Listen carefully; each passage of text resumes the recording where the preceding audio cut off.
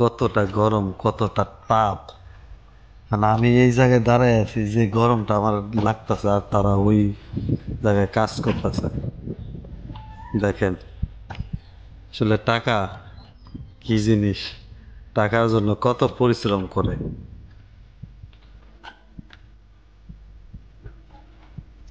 আর আমরা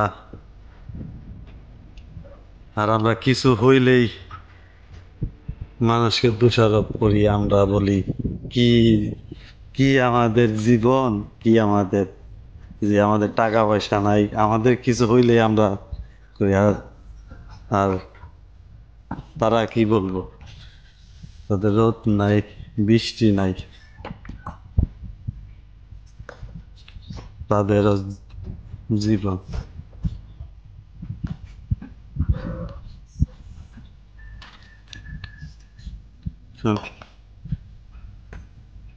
কাকু, প্রচুর গরম নাকি দেখছেন? আর আমরা আমরা এই সব জায়গায় দাঁড়ায় থাকতে পারতেছি না, আর আপনার ওই সব জায়গায় এত গরমের ভিতরে।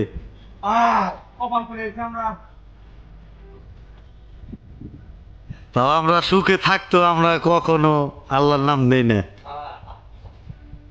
আর আপনার এত পরিশ্রম, দেখেন কি অবস্থা। আল্লাহ, মানুষের টাকা, টাকার জন্য আর হইলো ফ্যামিলির জন্য কতটা কষ্ট। আর আর সেই ফ্যামিলি, এই যে যে আপনার ফ্যামিলির জন্য এত কষ্ট করতেছে, শেষে ওই ফ্যামিলির মানুষই কষ্ট দেয়। হ্যাঁ,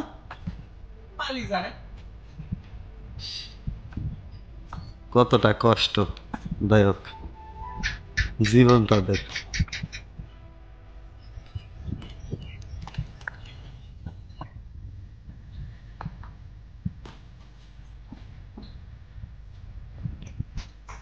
দেখেন, এইখানে কয়লা ভাঙ্গা হচ্ছে।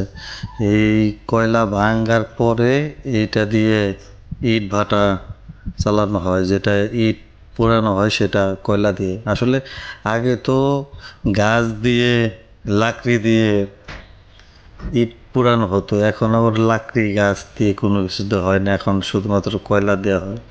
আসলে ইট ভাটায় আসার পর আমার কাছে খুব খারাপ লেগেছে, কারণ তাদের যে জীবনযাপন, তাদের যে কষ্টটা, সেটা আমরা কেউই দেখি না। আমরা সবাই আমাদের মতো করে আমরা চলি, কিন্তু তাদের কষ্ট আমরা কেউই দেখি না। তারা যে কতটা কষ্টে যে আছে, এত গরম, আপনারা বিশ্বাস করেন না।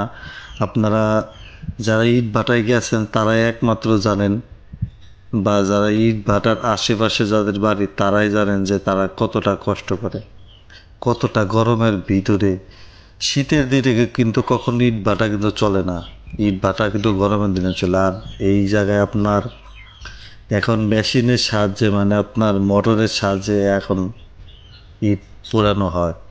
ওখানে কয়লা ঢালবো, সেটা মেশিনের মাধ্যমে হয়। আসলে তথ্য প্রযুক্তি সব কিছু এগিয়ে গেছে।